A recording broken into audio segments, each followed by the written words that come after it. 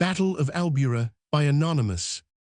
The 4th Division was composed of 2 brigades, one of Portuguese under General Harvey, the other, under Sir William Myers, consisting of the 7th and 23rd Regiments, was called the Fusilier Brigade.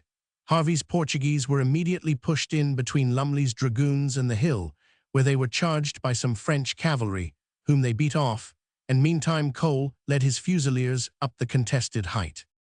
At this time 6 guns were in the enemy's possession. The whole of Wirl's reserves were coming forward to reinforce the front column of the French. The remnant of Haughton's brigade could no longer maintain its ground. The field was heaped with carcasses. The Lancers were riding furiously about the captured artillery on the upper parts of the hill, and behind all, Hamilton's Portuguese and Alton's Germans, now withdrawing from the bridge, seemed to be in full retreat.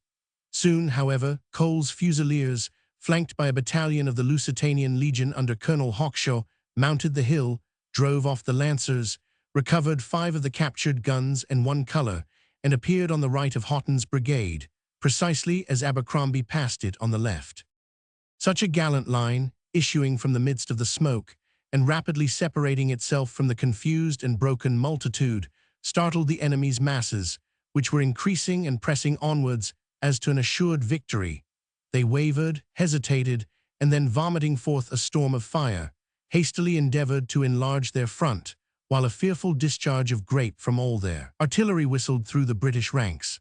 Myers was killed. Cole and the 3 colonels, Ellis, Blakeney, and Hawkshaw, fell wounded, and the Fusilier battalions, struck by the iron tempest, reeled and staggered like sinking ships. But suddenly and sternly recovering, they closed on their terrible enemies, and then was seen with what a strength and majesty the British soldier fights. In vain did Soult with voice and gesture animate his Frenchmen. In vain did the hardiest veterans break from the crowded columns and sacrifice their lives to gain time for the mass to open out on such a fair field. In vain did the mass itself bear up, and fiercely striving, fire indiscriminately upon friends and foes, while the horsemen, hovering on the flank, threatened to charge the advancing line. Nothing could stop that astonishing infantry. No sudden burst of undisciplined valor, no nervous enthusiasm weakened the stability of their order. Their flashing eyes were bent on the dark columns in their front. Their measured tread shook the ground. Their dreadful volleys swept away the head of every formation. Their deafening shouts overpowered the dissonant cries that broke from all parts of the tumultuous crowd. As slowly and with a horrid carnage, it was pushed by the incessant vigor of the attack to the farthest edge of the hill. In vain did the French reserves mix with the struggling multitude to sustain the fight.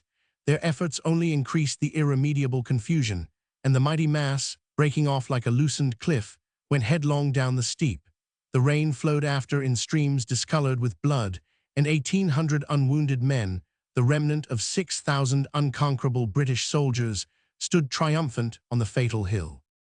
Note: Battle of ALBUERA, in which the English and Spanish armies won a victory over the French under Marshal Soult on 16 May 1811.